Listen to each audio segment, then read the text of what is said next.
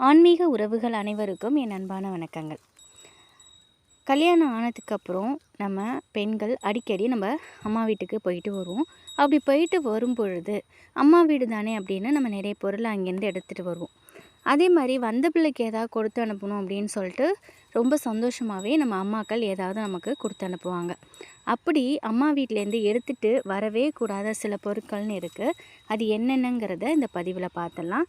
அதே போல் பெண்கள் செவ்வாய்க்கிழமை, வெள்ளிக்கிழமை நீங்கள் அம்மா வீட்டுக்கு போனீங்கன்னா அன்றைய நாளில் திரும்ப வராதீங்க. ஏன்னா நம்ம வீடும் நல்லா இருக்கணும், நம்ம அம்மா வீடும் நல்லா இருக்கணும். அப்போ சில சில விஷயங்களை நிச்சயமாக நம்ம செஞ்சு தான் ஆகணும். செவ்வாய், வெள்ளிக்கிழமையில இப்போ வந்து நம்ம வீட்டில இருந்து அதாவது நம்ம கல்யாணம் ஆனதுக்கப்புறம் நம்ம அம்மா வீட்டுக்கு போயிருப்போம். அப்போ செவ்வாய், வெள்ளிக்கிழமையில கிளம்புவோம். அப்படி வந்து நம்ம கிளம்பக்கூடாது. அப்போ நம்ம கிளம்பும்பொழுது நம்ம அம்மா வீட்டில் இருக்கக்கூடிய மகாலட்சுமி நம்ம கூடவே சேர்ந்து வந்துடுவாங்க. அப்படிங்கிறது ஒரு அசைக்க முடியாத நம்பிக்கை. ஆனால் அது அம்மா அப்பா வந்து எப்பொழுதுமே நம்ம பெற்றோர்கள் அது பெரிய விஷயமா எடுத்துக்க மாட்டாங்க. ஆனால் நம்ம அம்மா வீட்டுக்கு போகிறோம் அப்படின்னா செவ்வாய், வெள்ளிக்கிழமையில திரும்ப நம்ம வீட்டுக்கு வரக்கூடாது. அதை நினைவில் வச்சுக்கோங்க. அடுத்தது 8ஆம் நாள் வரக்கூடாது அப்படின்னு சொல்லுவாங்க. 8ஓட 8 போகக்கூடாது அப்படின்னு சொல்லுவாங்க. அதையும் நம்ம மனதில் வச்சுக்கணும். இப்போ நம்ம வந்து அப்பா அம்மா வீட்டுக்கு போகிறோம் அப்படின்னா 8ஓட 8ஆம் நாள், அதாவது 8ஆம் நாள் கிளம்பக்கூடாது அப்படின்னு சொல்லுவாங்க. அதே மாதிரி மாதத்தின் கடைசி நாள், அஷ்டமி, நவமி இந்த நாட்கள்லையும் கிளம்பக்கூடாது அப்படின்னு சொல்லுவாங்க. இந்த நாள்லாம் அசுப நாட்களாக சொல்லப்படுது. அதனால தான் நம்ம வீட்டுக்கு வந்த நம்ம பிள்ளையை வந்து அனுப்பக்கூடாது அப்படிங்கிற மாதிரி பெற்றவங்க நினைப்பாங்க.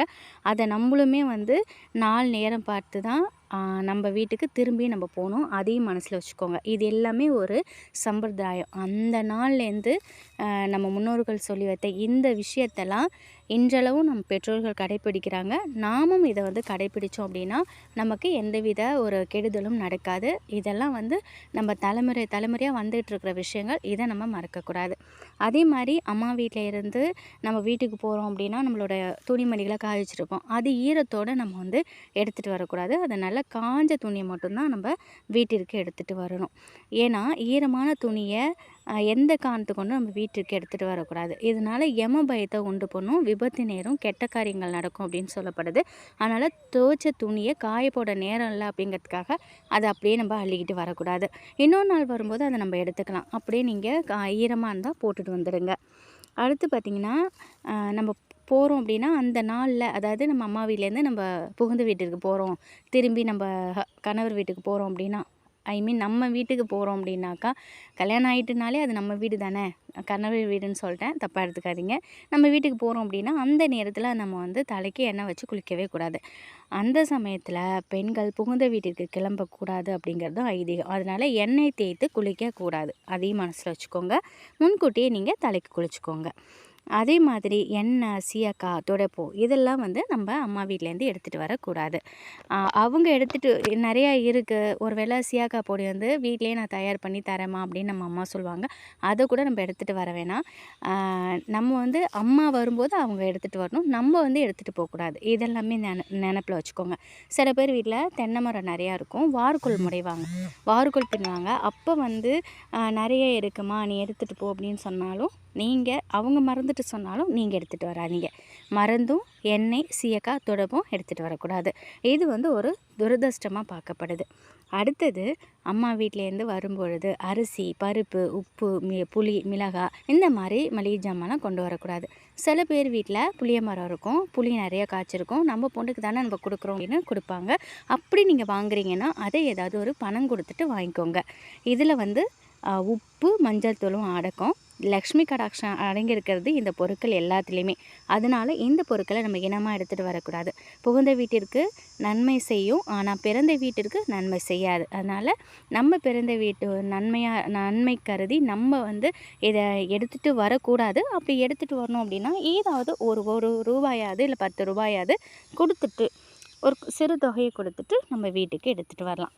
இந்த மாதிரி சில விஷயங்கள்லாம் இருக்குது. இதெல்லாம் வந்து உங்களுக்கு சில பேர் வந்து இது அபத்தம்னு சொல்லுவாங்க.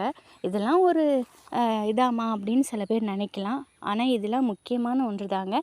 நம்ம வந்து கல்யாணம் ஆகி வந்துட்டோம், அதுக்காக நம்ம அம்மா அப்பா வீடு வந்து நல்லா இருக்கக்கூடாதுன்னு எந்த பெண்களும் நினைக்க மாட்டோம் இல்லையா? சில விஷயங்கள் நிறைய பேர் சில இது தெரிஞ்சிருக்கும், தெரியாதவங்களுக்காக தான் இந்த பதிவு. இதெல்லாம் மறந்தும் கண்டிப்பாக எடுத்துகிட்டு வரக்கூடாது. இதெல்லாம் நம்ம முன்னோர்கள் சொல்லி வச்ச குறிப்பு தான். இது நிறைய பேருக்கு தெரியும். இதை இன்னமும் ஃபாலோ பண்ணிகிட்டு இருப்பாங்க. தெரியாதவங்களுக்காக எனக்கு தெரிஞ்சதை நான் உங்கள் கூட ஷேர் பண்ணியிருக்கேன். அதே மாதிரி கசப்பான இந்த பாகுக்காய், சுண்டைக்காய் கூட எடுத்துகிட்டு வரக்கூடாதுங்கிற மாதிரி சொல்கிறாங்க. அதையும் நீங்கள் ஃபாலோ பண்ணிக்கோங்க. நீங்கள் இப்போ அம்மா வீட்டிலேருந்து உங்கள் புகுந்த வீட்டிற்கு நீங்கள் கிளம்புறீங்க அப்படின்னாக்கா, உங்கள் பெற்றோர்களோட காலில் விழுந்து நமஸ்காரம் பண்ணி அவங்கக்கிட்ட திருநீர், குங்குமம் எல்லாம் ஆசீர்வாதம் பண்ணி வச்சுக்கிட்டு, உங்கள் அம்மா கையால் ஒரு இனுக்கு பூ, ரொம்ப அதிகமாக இல்லைங்க, ஒரு இனுக்குனா சின்னதாக ஒரு பூவை நீங்கள் வச்சுக்கிட்டு அம்மா வீட்டிலேருந்து கிளம்புங்க. மல்லிகைப்பூ அப்படிங்கிறது மகாலட்சுமி தாயார் அம்சம் கொண்ட ஒரு மலர்.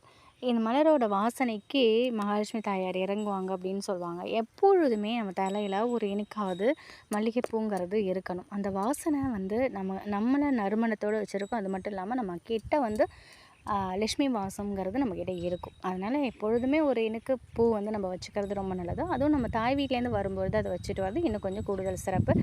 இது எப்போதுமே இந்த டிப்லாம் நாங்கள் ஃபாலோ பண்ணிகிட்டு இருக்கிறத உங்களுக்கு ஷேர் பண்ணியிருக்கேன். உங்களுக்கும் விருப்பம் இருந்தால் நீங்கள் இதை செஞ்சு பார்க்கலாம். கண்டிப்பாக இது எல்லாமே உங்களுக்கு பயனுள்ளதாக இருக்கும் அப்படின்னு நம்புகிறேன். நன்றி.